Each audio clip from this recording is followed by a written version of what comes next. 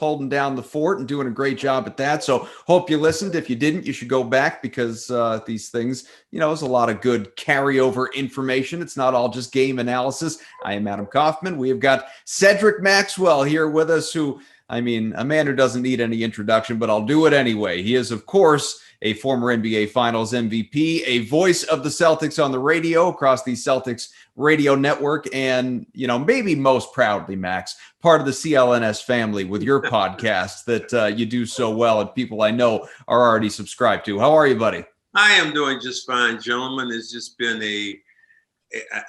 I don't even know. After yesterday and all the things that happened down in D.C., I don't know. We can get through this. I thought I was going to say get through 2020 and we will be clear. But look how you set off this first week of 2021. So bang. Haven't you heard, Max? Hindsight is 2020. So, we're just going to continue to live it, I think, for a little while. It's awful. Yeah, it seems exactly that way. Yeah. Let's talk. I don't want to go on too long about what happened, obviously, at the Capitol building, simply because I do think a lot of fans out there, basketball fans, they come to places like this podcast as an escape from reality and don't necessarily want to get bogged down with that. But we'd be remiss to not acknowledge, as it concerned the Celtics specifically, and what turned out to be a thrilling, very exciting win in Miami. And we missed you on the call for that, obviously. And Peyton Pritchard, the game-winning tip-in. We can talk plenty about him going forward, but the real talking points from the game weren't the game. They were what happened around it. Before the game, the C's walking off the floor along with the Heat, debating whether to play in the first place. Coach Brad Stevens saying that as close as a half hour before the game, he was calling his wife Tracy saying, I don't think we're going to play, as a result of the civil unrest there at the Capitol and the protesters, supporters of Donald Trump storming the Capitol building, and just the continued lack of support and proper attention on, obviously, social injustice and so many things, the Black Lives Matter that we have been talking about for months at this point in time. It just seems like, as Jaylen Brown and Jayson Tatum talked about and stood talking about for about 10 minutes post-game, the more things change, the more they stay the same. If there is one big takeaway, though, it's just that those two, and not to dismiss Jayson, but Jaylen in particular, is just, young leaders of men who are just doing such an incredible job at the forefront of using their platforms in the most positive way. You had to be proud. Very proud. And to see them grow as men. You see them come in as, Tatum is a teenager and Brown almost a teenager, and watch them develop as players. But to watch them develop personally is huge. And, you talk about taking on social responsibility, something that during my years that we didn't do, we shied away from because there wasn't the social media platform to get there. But this platform that they have, they utilize that. They are small conglomerates in themselves when you think about how much money they make and the influence and the people that follow them. So for them to use it in that way about social issues, social injustice, I absolutely applaud everything that they do. I'm just thinking about what you just said as far as, not having the platform, not being able to use the platform without social media in the same way back in your playing days. And this is going to sound a little crass maybe, but was it not as important to the general public what professional athletes had to say back when you were playing as it is now, where it seems like there is more of a celebrity status? I don't think so. I think that really, if you look back over those years, I think the public yearned for it. But way before you guys were around, there were two guys who were down in Mexico City, John Carlos being one of them, and they gave the fist salute during the Olympics, and they got kicked out of the Olympics. Muhammad Ali during his time in Vietnam, talking about social issues and social injustice. Bill Russell, Kareem Abdul-Jabbar, all these guys got together in a format to talk about social issues. I think during the 80s, I think part of that just kind of died down. I think it was still there, But during the 80s, it was more, the players were more about themselves. You think about Jordan. Jordan probably had the biggest platform he could have been on, but he did not want to be involved. And that's all right. If you don't want to do it, nobody's going to make you. But Jordan had an opportunity, one of the few, that if Michael Jordan spoke, back then they used to have a commercial, it was E.F. Hutton had one, and the girl would be whispering to a guy, it's like, E.F. Hutton said, and everybody in the place would just stop and listen. Well, Michael Jordan would have been the same way, but he didn't want that platform. Remember, I think the one issue he had was, it was about tennis shoes being made over in Thailand and these third world countries, and paying, 50 cents for a day to make these shoes, and they cost, a couple of $100 back then. And Michael Jordan was asked about it, and he said, I think his line, I won't say paraphrase him here, but he said something like, Republicans buy shoes too. So Michael Jordan stepped away from that arena during that time. Yeah, he had that platform. You think about the Dream Team, one of the greatest team ever assembled. Do you think about any of those guys during that time, other than playing in Barcelona, that said anything from a social standpoint? It was all about basketball. It's important to make it, to make the statements that they make, because, the eyes are all on these guys.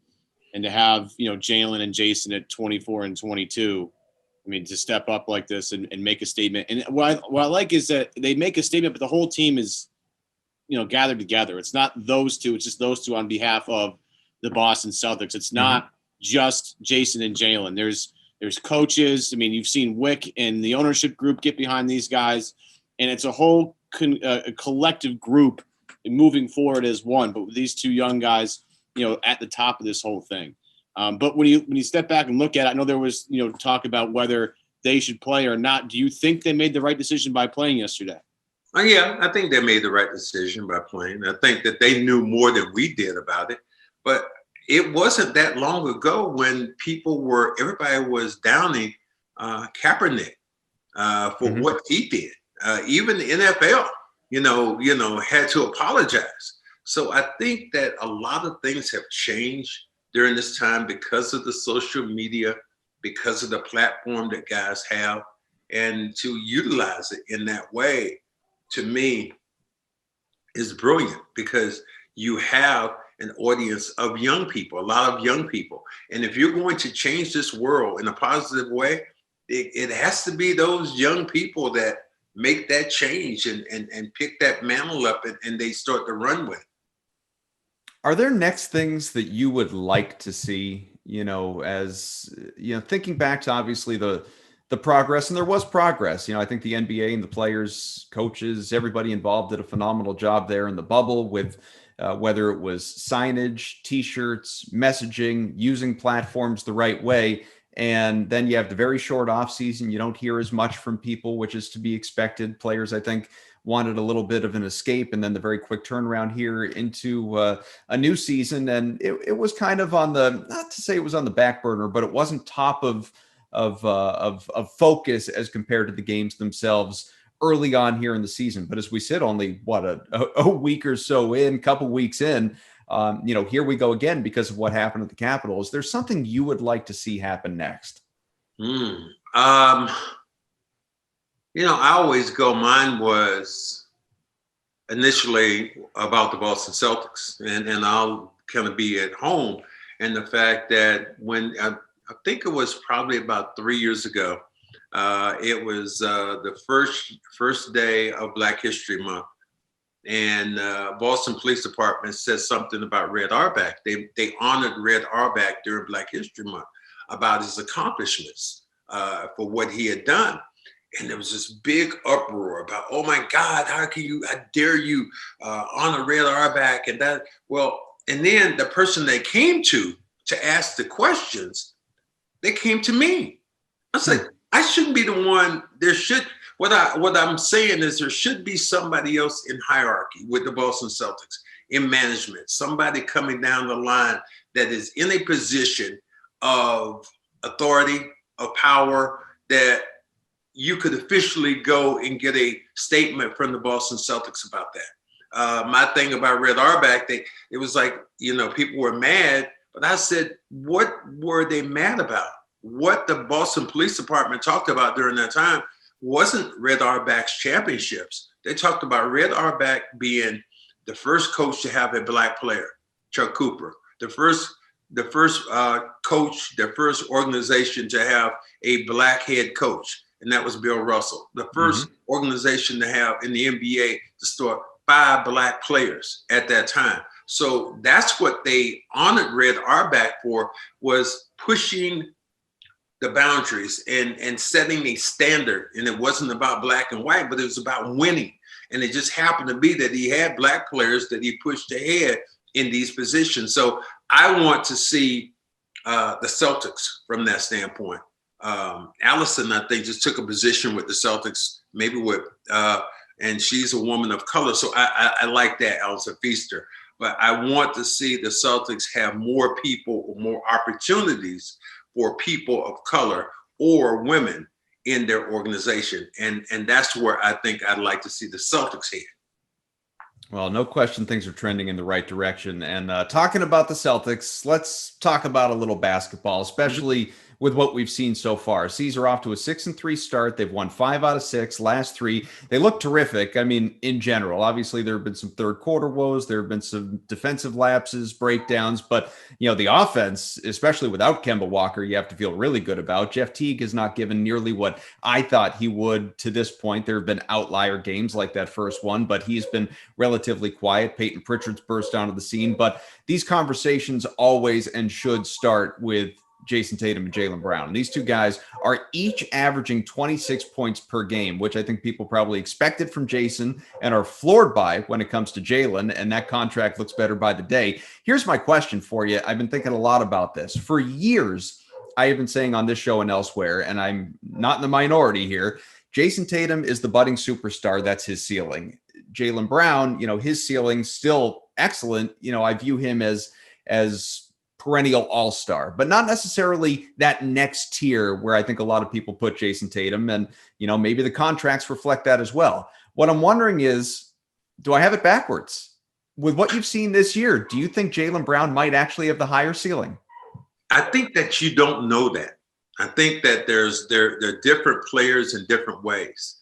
Obviously, Tatum is a different personality and a different player in the way that he shoots the jump shot. I think he's a little bit more sleek, a little bit more sexy with his movement of the ball. But if you look at Brown has been the superior player so far this year. So I don't think that you can tell what a ceiling is going to be. And the other reason I say that is I always think about myself playing with Larry Bird and not knowing what that ceiling was for him, or not knowing where I was going to go. When you are a player like a Brown, and I feel like, I'm so much more akin to him, is that everybody is saying right now, this is Jayson Tatum's team. When in fact, you see Brown, the way he's playing, he is probably having so far a better year.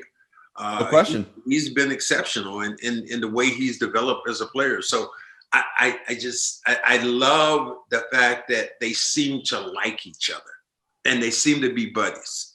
They seem to be Bush Cassidy and the Sundance Kid. They seem to be Batman and Robin. And, everybody said, I had a friend of mine one day saying that about, Batman and Robin. He said, man, Batman, gets all of us. But then he said, you know what?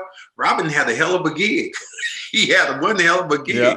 And I think that's the same way I look at Jaylen right now. And the fact he has a great gig. He doesn't have the pressure. So I think that's a really good thing.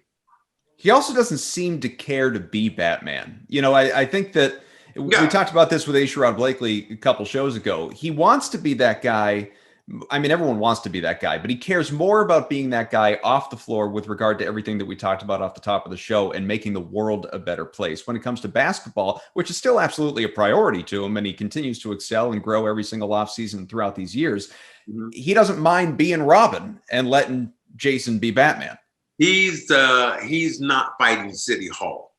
And that's that. I always try to tell people that when I got Larry Bird coming in, I could have tried to be disruptive and try to say, I'm averaging almost 20 points a game. I'm not trying to hear this, but if you are smart about the game, you understand that you utilize everything in the game. When Larry Bird came in, now there was a proving point. He had to play with when I played with him. I remember, him walking in the first game, and I was sitting up on the little stanchion up there, and I'm thinking, yeah, great white hope. Here we go. Yeah, but after that practice, I walked up to the first black person I could see and going, you know what? A white guy can play, and so, and then I'd use that as like fuel. Okay, well, I'm going to use him to get where I have to be. There are going to be opportunities for me. And I think Jaylen sees the same thing, that, there are going to be opportunities for me. Jayson is the one that's getting the headlines. But, again, if you are the guy kind of sitting back a little bit, it's not as much pressure on you because the expectation level is that of the superstars. It isn't the as Sean Grandy likes to use, the ancillary players. It's about the superstars.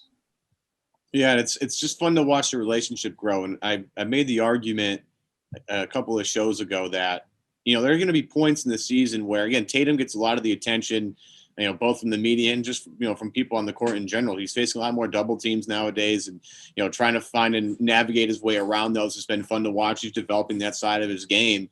The one that I argued and I called for basically is, Tatum at some points is going to have to let, defer to Jaylen Brown and let Jaylen Brown take them where they need to go. How important is that, their relationship as they develop? And I've said this before too, these two guys for the first time in their careers in the NBA are the clear-cut number one, number two guys from the start of the season. We know that it's Jayson Tatum and Jaylen Brown. That's 1A and 1B. We don't have to worry about the pecking. That's we know what they are. How important is that relationship in terms of give and take, guys deferring to each other as the season goes along to get the Celtics where they need to be?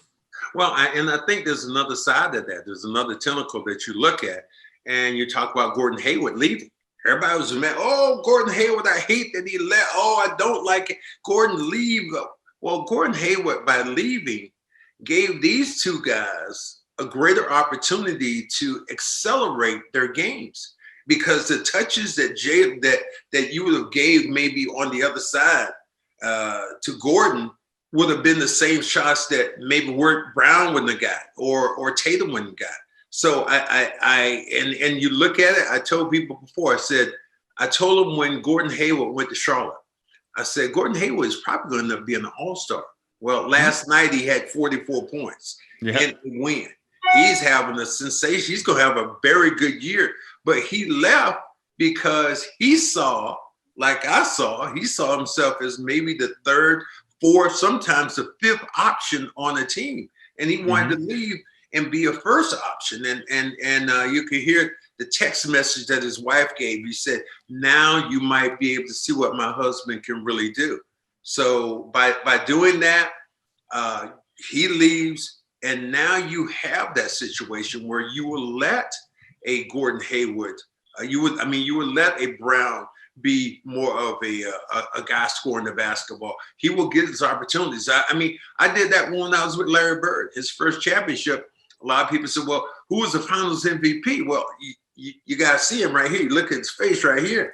And the reason why is because he deferred to me exactly what you're saying right now, Evan. He deferred to me during that time to say, look, dude, you're the hot one. Let me give you the ball. I don't need those things. And that's what great teams do.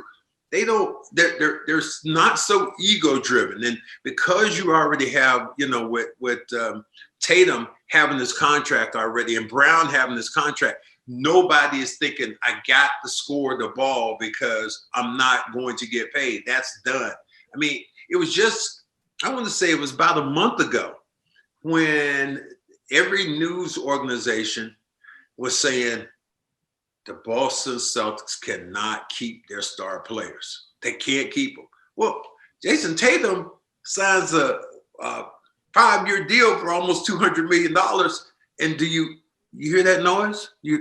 Oh, that's people not saying anything anymore about that particular thing. So, that to me, that's the crazy part of us living in the world that we're in now, and the noise. Yes, one thing people always say, you got to cut out the noise. If you can cut out the noise, then you can have an opportunity to win, especially if you got a good team, you have a great coach, you have a great organization. Cut the noise out. You know what? It's sort of a devil's advocate kind of comment, I suppose. About I don't want to spend time talking about Gordon Hayward because we've all done plenty of that in recent months, and I agree with everything. What the hell? I agree. I agree with everything that you said about him. I was someone that wanted Gordon Hayward to stay just because I think he's when healthy, an asset, a really good offensive player, and if he were comfortable, which obviously he wasn't, with being, that third, fourth, fifth option, then yeah, I mean, why wouldn't you want that guy? Third, but with fourth, him, fifth, maybe sometimes right. sixth option. But right. It wasn't, the Boston experience was not what Gordon Hayward wanted it to be. But in that same vein, of course, like if he leaves, as he did, it's going to open up more opportunity for those two guys, the 1A, 1B, as you talked about with Tatum and Brown.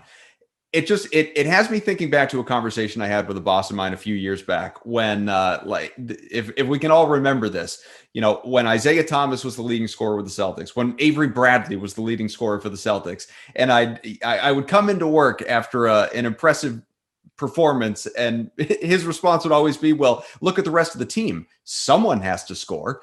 And so I kind of wonder when Kemba Walker does come back, and who knows, maybe Kemba only plays half the season because they're just so careful with that knee going into the playoffs. It doesn't shock me it shocks me a little bit, I guess, what Jaylen is doing right now, especially in terms of efficiency and shooting as well as he has been. Tatum, almost nothing he does surprises me. But what does this look like when there is, again, a three-headed monster? Does Kemba come in content right off the hop being the third guy behind what these two are doing? I think he does. I think Kemba is just trying to win.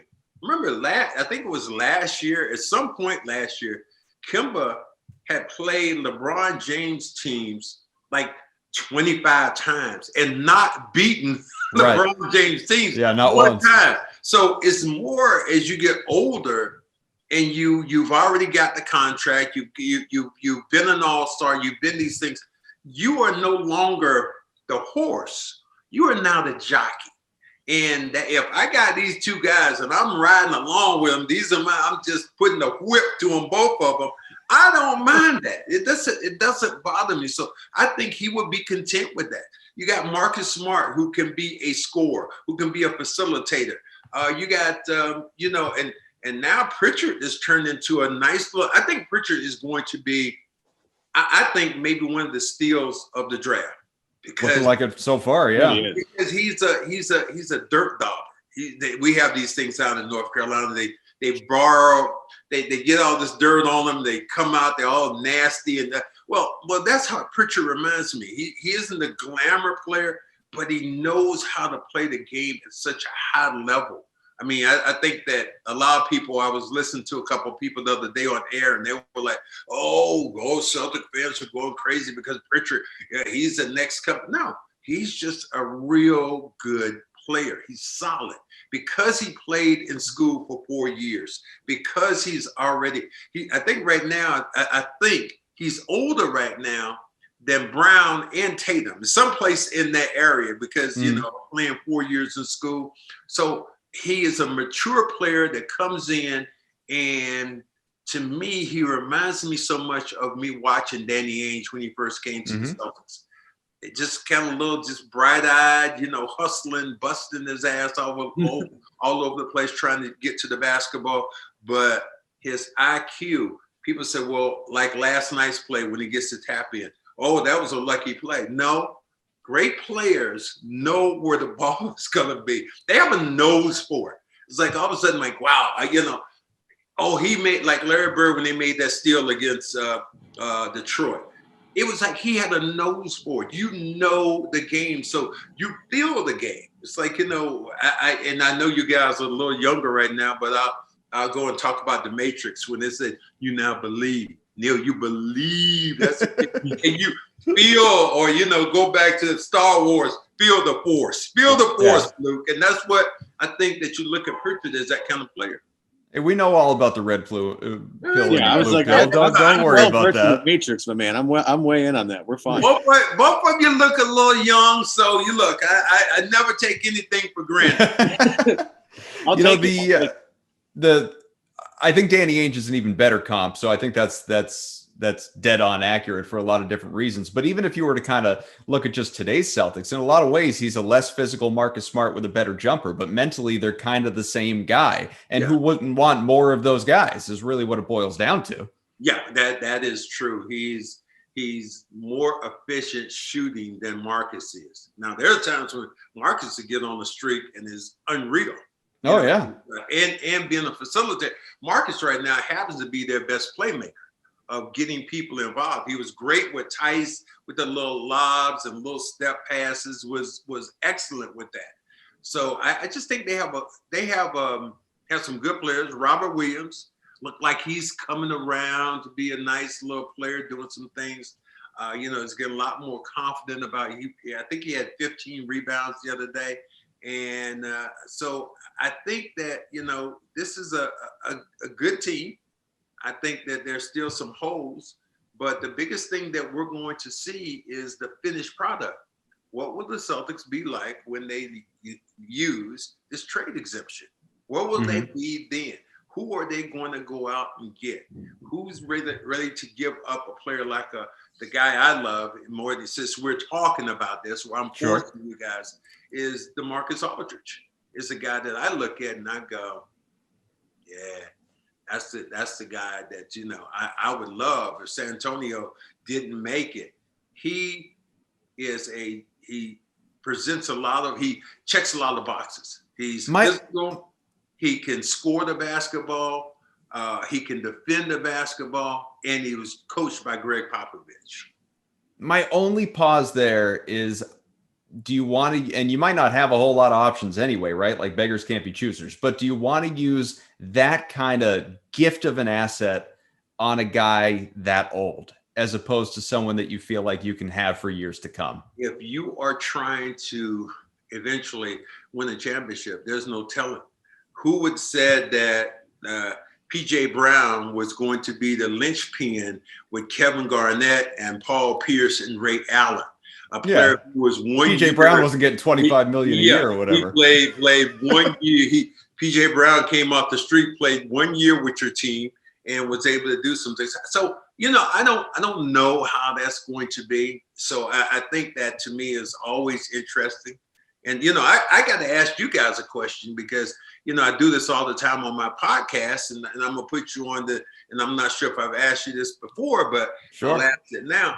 Give me your Mount Rushmore of sports. What do you mean? Now, four people. Just taking the four major sports and ranking them? What do you mean? You can take the four. Don't have to be the four major sports. This is your Mount Rushmore. It can be sports or leagues, or what are we talking about? Let me say it again. Your Mount Rushmore of sports. In the back of your house, there you have land, and you've got about to put 4 statues back there in the back. This your Mount Rushmore. What does it look like? And it could be different teams. I don't care what it is, but this is your Mount Rushmore. I want to put Peyton Pritchard up there 4 times. Is that cool? Celtic fans right now just broke the day. You just broke the damn internet. I did. Is it too early to call Peyton Pritchard my favorite player? Has a hit for you right now. He has a hit. You green teamer. No, it's all good fun, right? I mean, that's a really tough question when you think about the personal Mount Rushmore of sports. And on the younger side, my answers are going to be like really skewed to I don't athletes. care what it is. Give me your Mount Rushmore. Tiger Woods has got to be on there. So what? Tiger Woods has got to be on there. Okay, Tiger Woods. So one of Brady or Belichick's got to be on there. Can't be, gotta be whatever. You can put both of them, but you don't have one left. So who would? No, I'm going to put one of because here's Bill Russell has to be on there. He's one of the greatest winners of all time. Okay, so you got Bill Russell and Tiger and Brady. All right. Man. It's always that fourth one, which is a killer. There's so many people you could put on there, and I got to put one last. It's your Mount Rushmore. We don't care. You can't be wrong. The guys now, they're out there with the shovels right now going, okay, what did he say? Right. Man. It is hard, and you put like you have so much personal bias, obviously, that goes into it, which is Okay, I realize okay, I realize the point of the question, look, which is fine. what we'll do, move on. You give me your Mount Rushmore because he's at 3. All right. I'll give my last one. I mean, I got to think about guys that have been most impactful on sports in my lifetime. Ken Griffey Jr. is absolutely there. My favorite baseball player of all time, maybe my favorite athlete of all time. Okay. I feel like, you know, in the Brady versus Belichick thing, I think I would have to go with Tom Brady just because it's whatever happens on the field is more recognizable, even the contributions that happen off of it that lead to all of that. All right, you got 2. So I'll go with those 2. Basketball, while my favorite players of all time are Jason Kidd and Penny Hardaway, but they would not be on my Mount Rushmore for what we're talking about. Right. I think I'll, honestly, KG might be there. KG might be there. All right. And then one more. Yeah, I feel like I just should bring a hockey player into it. So I'm gonna.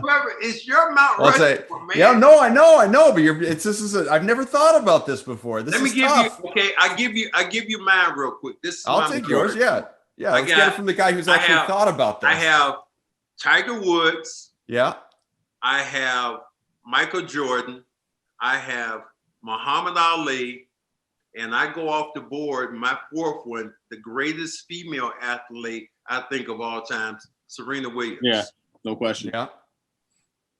Solid one. I'm going to put my last one. I had to make a baseball one, in my opinion. And I think the greatest baseball player of all time is Willie Mays. Okay. All right. Okay. All right.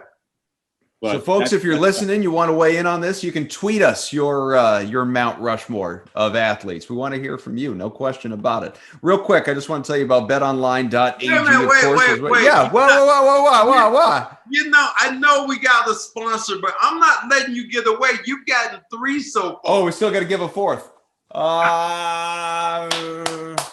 Hey, Nick Gelso, come on. Oh, boy. A lot of pressure here, Adam. You can just say Peyton Pritchard and we don't. Did you give a 4th? Or did you stop? Willie Mays, Bill. Okay. Tom Willie Brady, Mays. Tiger Woods. Don't worry, Adam. We got all day. Yeah, we'll take all day. That's okay. Yeah, we'll just Evan can cut out the long pauses in post-production. It'll sound great. These are abilities I have. How about I'm gonna go Wayne Gretzky. Okay. I'm gonna go Wayne Gretzky. Okay. I can give you that. People go so many different ways. It's like there was a guy who. Well, like you said, there's no wrong answer. Yeah, but I talked to a guy who was from London. So neither one of you guys picked any soccer players. The most popular sport around. Yeah, it's not. Then there was a guy who was in London. He's like Michael Schumacher. He said, I'm going. Then another guy told me he was talking about a great cricket player. So you can't go wrong. You can only be right. So that's it. My soccer conversation generally starts and ends with the show Ted Lasso, which if you haven't watched it on Apple TV, I encourage you to check it out. It's really fun. Haven't seen that. You'd love it. You'd love it. Get yourself that Apple TV subscription if you don't have it already. So as we're chatting here with Cedric Maxwell, of course, Evan Valenti, I'm Adam Kaufman. And, we got away from Peyton Pritchard. I want to go back. We didn't spend nearly enough time on Peyton Pritchard with what this kid has been doing of late. And naturally, he has become a fan favorite. He has become, it seems like a real teammate favorite. I'm sure you've seen the victory dance celebrations that Jaylen Brown, Tristan Thompson, these guys have been putting out on social media from back in his high school days when he's just dancing around shirtless in front of refrigerators or microwaves or whatever the hell else. I mean, the kid is clearly a good time and has been embraced by his teammates. You got Jason calling him 8 Mile. Some fans calling him P Rabbit. Again, Eminem reference there to the movie. There's Dean Pritchard. People won't let Fast PP go, his old Twitter handle. So the man of many nicknames. He's getting asked about it all over the place. Jaylen Brown called him the GOAT the other day, which clearly we're just at a point where we're throwing that term around because he's played all of 9 NBA games. But are you surprised with how impactful this kid has been early on? No, not really. I mean, I just look at him as such a quality player.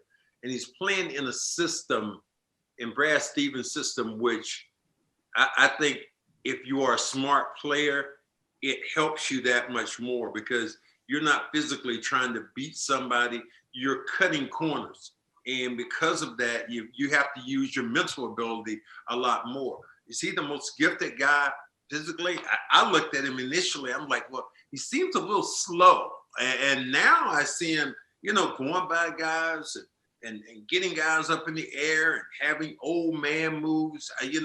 I love what he's doing now. And I think we talk about how great it is right now in these first 8 games or whatever games, how many games you played. But, man, how would it be if he was playing in the Garden? Yeah. How impactful would it be with real fans there? Now, we're not discounting our fans on the internet and all these things because we love them.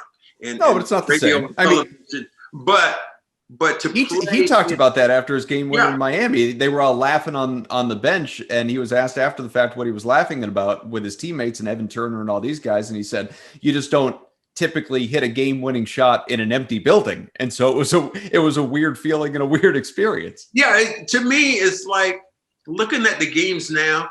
A lot of times, I think of those games as like pickup games. Like when you played when you were young, it's like, dude, you want to play? Hey, you want to play with me? Come on. Giannis, you okay, come on. And it's these great players playing in the most of the time empty buildings. And, the Celtics got a little taste of a crowd when they played against, believe it or not, Toronto in Tampa. Where they're playing. And the question I had to ask, and I'm not sure who could answer this, I wonder with Toronto how this is going from a financial standpoint, because when you're in Canada, you're getting taxed there. Now that they are playing in Tampa, there is no state income tax. So, I wonder did their checks get bigger or are they still under the umbrella of Toronto or not? So, it's pretty impactful. But to be playing in a gym with nobody, that reminds me of maybe like one of my first years with the Celtics. Being here, in the Garden, there'd be 3,000 or 4,000 people there for a game, unless we're playing somebody really good because we were so bad. So that's why I think this year, a big degree, to me, is going to be a mulligan for a lot of different people. Because a lot of times you think about Marcus Smart. When Marcus Smart would get hot and sort of knocking down jump shots, that was cool. But you think of the times that he would miss and you could hear a groan in the crowd. and now that you don't have those people there, it's like, I don't have the pressure of the crowd on me. So I kind of like it for the players. The one thing I think is interesting about Pritchard is, you can attest to this. You have a team that has its hierarchy pretty much set up. You have your starters pretty much in place. They had Tristan Thompson. They had Jeff Teague, 2 veterans. They already have a bunch of guys been on the team before. So you bring Pritchard in, guy just basically went from college right into the pros, no offseason or anything really. They had a really truncated offseason, which leads me to ask you, you've been through off seasons in the NBA before. You've brought in new teammates before, been a part of a lot of different teams. How impressive is it, considering the team that he's on and considering the shortened offseason, to have a guy like this make this big of an impact on this team this early on in the season? Very much so when you are a player taken lower in the draft. I think that's what is that impact there. You think of Rondo when he had a bad team for a while. Okay, he was taken low in the draft, but now you're talking about a team that is removed from almost the Eastern Conference Finals, or think about them winning the champ, automatically being a playoff team. But he comes in not being cocky, and what you can see guys teasing him. A lot of times when people tease you, they tease you for a reason. One, because you can take it, and the other, they tease you because they like you. And there are a lot of times rookies come in, and I haven't been around Pritchard in that way, but he seems to be very, he knows his role. It's like, don't. I think it was the movie Shawshank, and the guy said, son, you're forgetting yourself. know your role. And it seems like he knows he knows the veteran players. He knows, he's listening to Marcus. He's listening to the coaches. There doesn't seem to be the arrogance. Like, look, I got a lot to learn. This is early on. These guys have played for years in the NBA, but I'm going to do whatever I can to win basketball games. And, I mean, you look at Naismith now. Naismith is struggling because maybe he hasn't played, thinking he hurt his foot. Hasn't played in many years in college. He doesn't have that. He doesn't have the maturity so far in his game. He might be a better player eventually, could be. But what you see with Pritchard is the basketball IQ and the grittiness that you would see. He's the kind of guy who you would see in the park and you go, I'll take the little white guy right there. I'll take him. I'll take him. And he's going to win me a game because he's so gritty. He's going to hit the open shots and he's going to make smart plays. One of the pre-draft comps for Pritchard was Fred VanVleet. And to your point about Tatum and Brown earlier, it's just hard at this stage. And those guys have been in the league for years, never mind 9 games. It's hard at this stage when guys are so young to really know what a ceiling is or what an upside is. But when you look at Pritchard, are there guys, be it a VanVleet or someone else, that you sort of, see in his game that you think might be a fair comp? Yeah, I think that's a great comparison. You would. I remember when I first came to the league and I was playing really well, and there was a guy named Eddie Pinckney who ended up winning a championship at Villanova, and he was coming into the league. And the comment I read by his name said, "He's a poor man's Cedric Maxwell," and I was like, "Damn, that's pretty cool." Yeah. I'd say the same thing. Pritchard would be a poor man's VanVleet. Freddie VanVleet, because I think he plays on that same kind of level. And if you said there's a ceiling you could get to, VanVleet is smart. He knocks down shots. He's heady. He's in the right place. I think Pritchard could only aspire to be Freddie VanVleet, and I think that would be a good call. We left out the most important part. He's an NBA champion. Wow. Yeah. And he's collecting $20 million, so he did all right. Yeah. No, pretty good for an undrafted kid. That's the most important part right there. Yeah. You can keep the ring. You give me the $20 million. I'm good. Yeah. Now, the one thing I like about Pritchard, and it's again tough, early on, but he kind of, and it's easier for point guards to do this because they have the ball in their hands so much. But sometimes with young guys trying to prove yourself, you do too much. The one thing I like about Pritchard is, and you can say this with a lot of great point guards, and you've played with several of them, and just guys that have that point mentality. He gives you what the game needs. Do you need some rebounding? He gives you a little bit of rebounding. You need some guy to pick up somebody 3/4 court, make his life a little bit of a living hell. He'll go out and do that. You need the ball to move around quickly. He'll do that. And the best part about Pritchard, and it's unfortunate that Tommy isn't here to watch. Oh my God! But Pritchard pushes the ball off makes. They'd rename the Tommy point. And he you see it right away. He's like, "Give me the ball. We're pushing it up." And he's the first guy up the floor. And that particular type of play is contagious when you're like, you don't want to be the guy slacking back and hanging around while the ball's already up, at the 3-point line. No, you got to get up there and join him and get the play rolling. That's the one thing. Pritchard gives you what the game needs. And for a guy who's got 9 games into his NBA career, that's really impressive. Yeah, that really is. And if there's one thing that drives me, I wouldn't say drives me crazy, but if there was one thing I was picking at Jayson Tatum about, that he is too cool for school. He is just gets in, he gets it, puts it on the floor, brings it down, like there's not a care in the world. And maybe I'm looking for a little bit more sense of urgency. And that's one thing you get from Pritchard. Pritchard is the downhill skier. That's what he is. Like he gets on the edge of those skis and you don't know if he's gonna make it or not, but he is flying down that mountain. And that's where he, that sense of danger, that sense of belonging. That's what I get when I see Pritchard in the way he plays.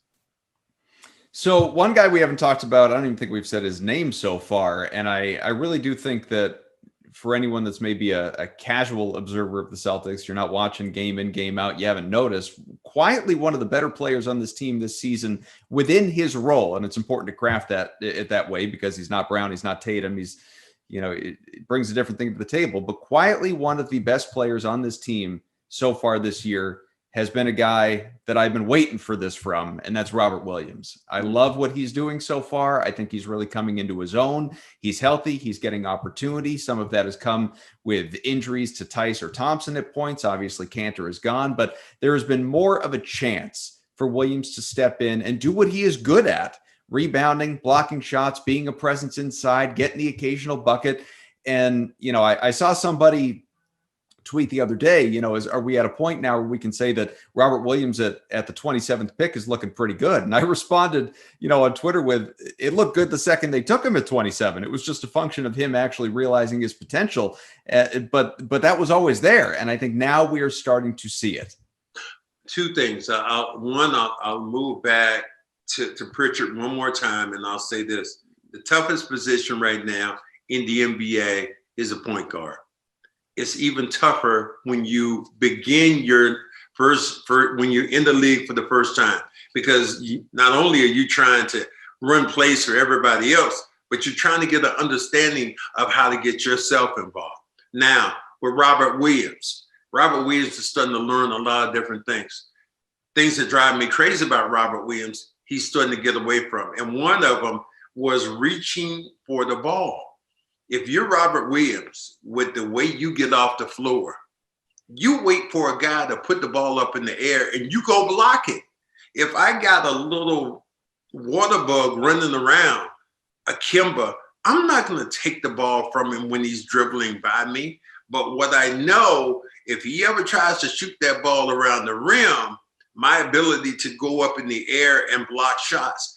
And the other thing he's doing really well is he's picking his opportunities to try to block shots. Before, everything he went up, he's trying to block, he's trying to dunk it. By trying to block every shot, he was getting himself out of position. Now he's not doing that. And that's why he had 15 rebounds the other day, against Toronto. So I think that you start to utilize those tools that you have. What is his greatest assets? His ability to run the floor, his ability to get off the floor, jumping, and dunking around the rim. I have a field goal percentage record, which has been around since I played in my last game, 1984, where I shot for, 61% for a couple of years there. Sean Grandy said that record would be broken by Robert Williams if he gets enough attempts, and that very well could be the case. He's starting to learn how to play. The players are utilizing him with that skill set that he has. Yeah, I love Rob. I think the one thing about Rob that goes, it's been noticed a lot, but it's something that he gives them that the other bigs don't really give them, is that passing ability. Now, he seems to have, in the backcourt, maybe a mental lapse every now and then, throwing the ball away, which I'm sure Brad, there was that great moment the other day. I think it was against, I forget what team it was against. It might have been Detroit, where Brad's in the sideline like this, like, Rob, what are we doing here? But he shows you moments where he has real feel for the game. And there's in between his ears, there's a brain there that understands movement on the basketball floor. And I've always said with Rob, you see it with some other guys. So you're going to see it with Nesmith. You saw it with Jalen early on. On the defensive side of the ball is going to be what gets you on the floor, right? If back when Jalen was younger, if Jalen wasn't defending the way he's supposed to defend, Brad pulled his ass out of the game and he sat on the bench. Nesmith has a hard time right now. His shot's not falling, and defensively he's not quite all the way there yet. But when you see it with Rob, because there is a brain there that just understands how the floor develops. Talk about feel earlier in the game and how some guys just have that sort of feel. He has an unbelievable feel. It's just a matter of how does he realize how to use his tools the best.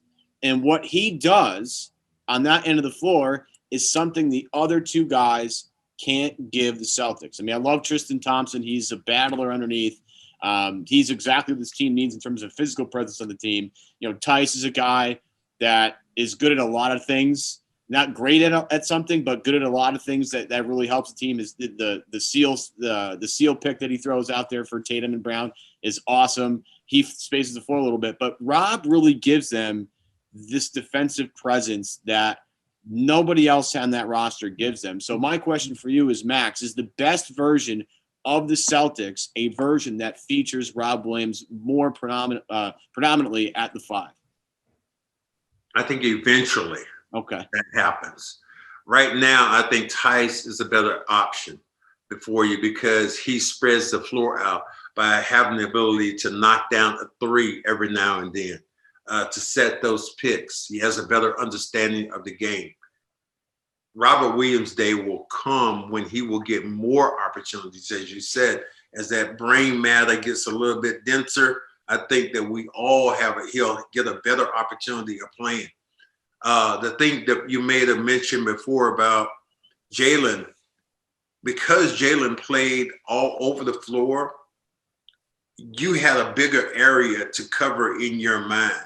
Whereas Robert Williams is a center, you're playing on a very small island. So you can condense things and it becomes a lot more simple for a center to be in the game than it is maybe for a wing player.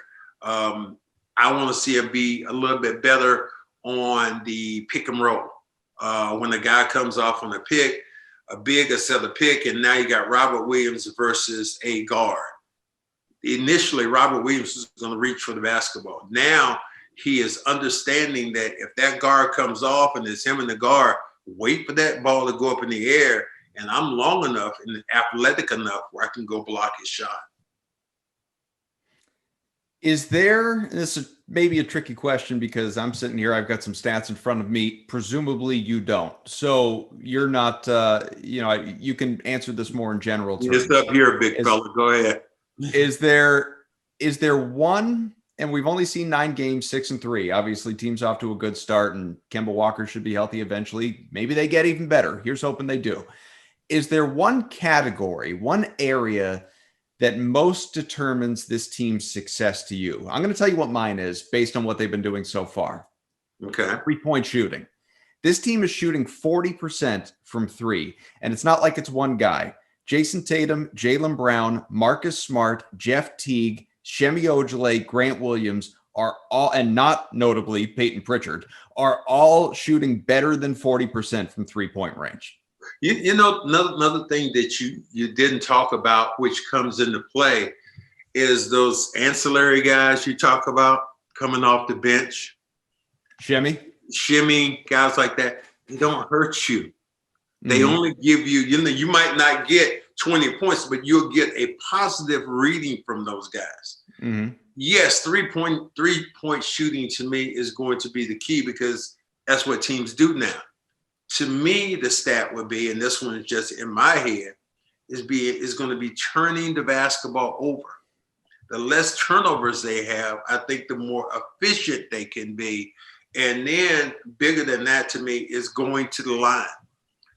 Jayson Tatum had some crazy stat the other day. They'd played like 6 games or 7 games. They'd only been to the free throw line like 2 or 3 times. Yeah, he's only averaging 3.9. The team in total is less than 20. But then he had the game, I think, against Toronto, where he went to the line like 13 times.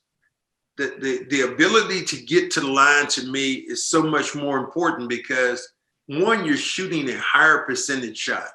Here's the things that happen when you shoot a higher percentage shot. You can get your own rebound, obviously shooting a better percentage. And the biggest thing is that you can get a guy in foul difficulty when you're playing in the paint where you're not going to necessarily get him in foul difficulty when you're shooting threes. When you do that, the other thing that happens when you get a guy in foul difficulty, the one place he can't hurt you from the bench unless he's sitting there chopping away, talking, and that noise should be let out. So mine would be not turning the ball over, which the Celtics do too much for me. Yeah, they're at 14 game right now. And getting to the free throw line, where I think they have to be a lot more aggressive at taking the ball towards the paint and not settling for the 3-point shot as much. Evan, do you have one we didn't mention, or are you on board with all those? Mine is free throws is big, turnovers is big. I back up Max on that. The one thing that I want to see, and it's just more of we need to watch this team play more before we have a definitive hold on it. This team has to be better defensively, and they're making mistakes that you normally see Brad Stevens teams don't make, and it's frustrating to watch because normally in a normal year, Boston's defense is normally ahead of their offense. I mean, their offense will put around every once in a while, but defensively is where they hang their hat. I mean, they have a bunch of good defenders on their team, but we're not seeing the team defense with the rotations and the help and the doubles. We're not seeing that as crisp as it needs to be right now. And I think that's, truncated off season. You're incorporating new pieces.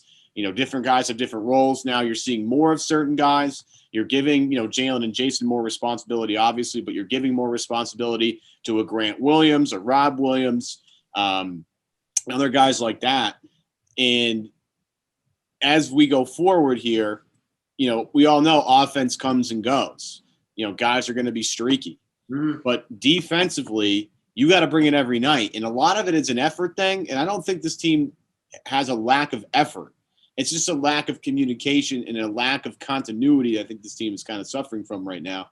And as we go forward, I'm just looking for a better movement as a team as, the defense gets broken down, how they recover. Because, I mean, you've seen a million pieces. Zach Lowe's done a great job writing about how the Celtics scram and get guys in certain areas to alter shots, to block shots. One of my favorite Brad Stevens quotes is a late contest is better than no contest, and how they get that to be a part of their defense. It's something they're still going to have to work on down the line. But their defensive efforts through 9 games, mediocre at best, in my opinion. Yeah, I think it's totally fair. Yeah. No, I think it's totally fair. I think we're seeing it. There's no question about it. Yeah. Max, before we go, because we have kept you for a while, I'd be remiss, as tired as people are of it, if I didn't ask you, going back to Peyton Pritchard, if you have a favorite nickname so far, and if you shout any of these out on the radio, or if you think the whole thing is stupid and contrived and forced. White kid.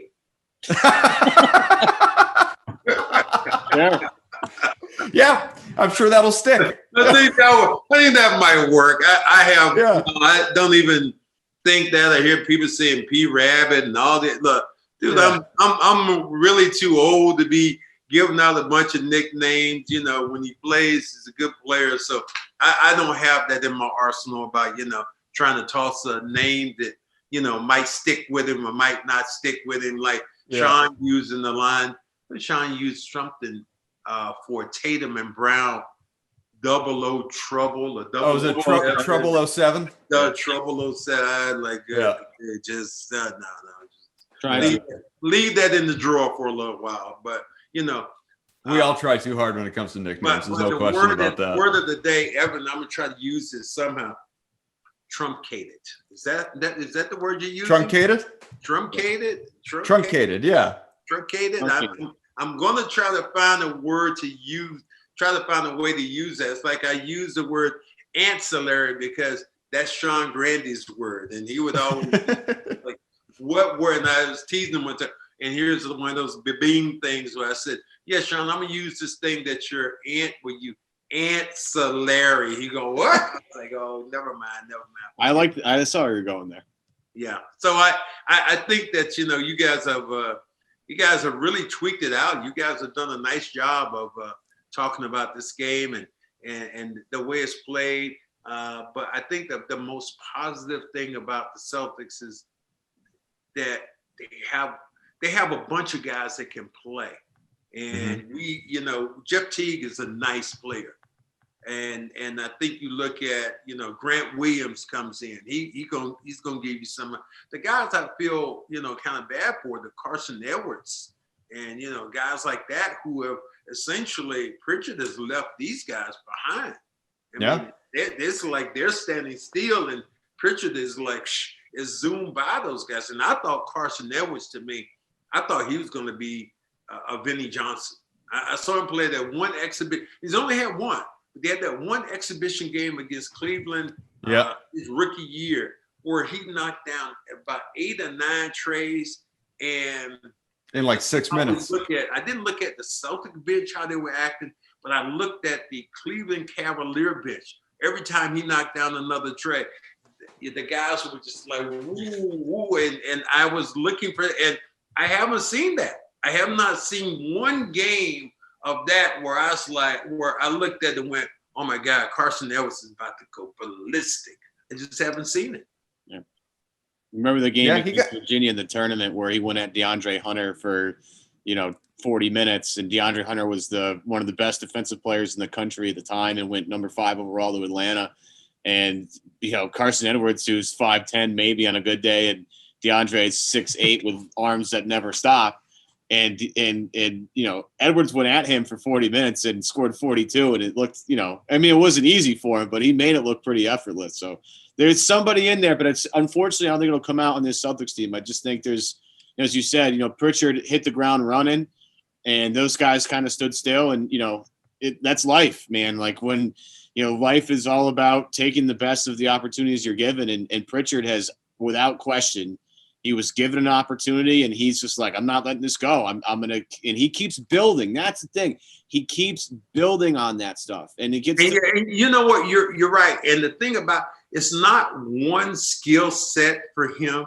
It's multiple things. And that's what Brad loves about his players who can do multiple things. And that's what's so good about Marcus.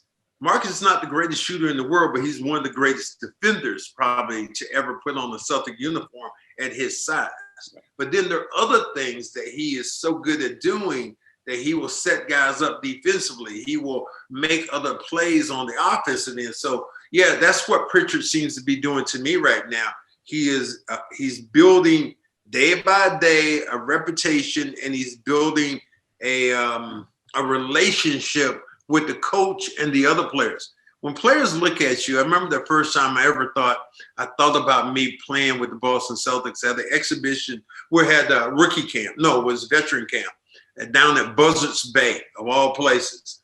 And JoJo White was there, and John Havlicek, and who was it? Dave Cowens, a couple other players, the superstar players or great legends. And I made a couple of moves.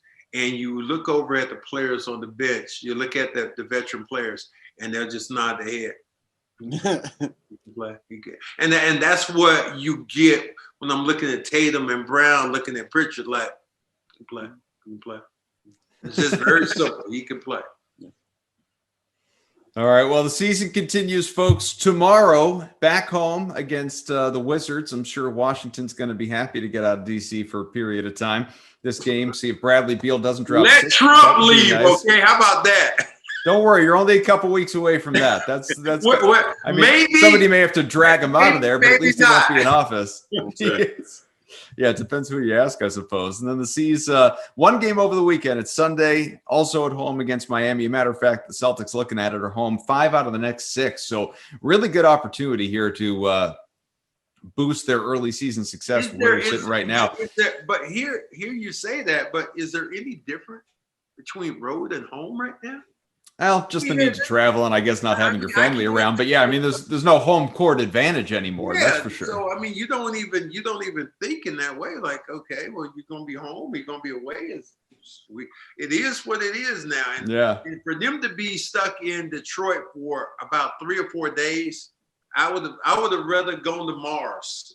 Get Detroit for 3 or 4 days in the hotel and not have anything to do. Oh my God! Next thing you know, being in Milwaukee for 4 or 5 days and can't leave the hotel. Are you kidding me?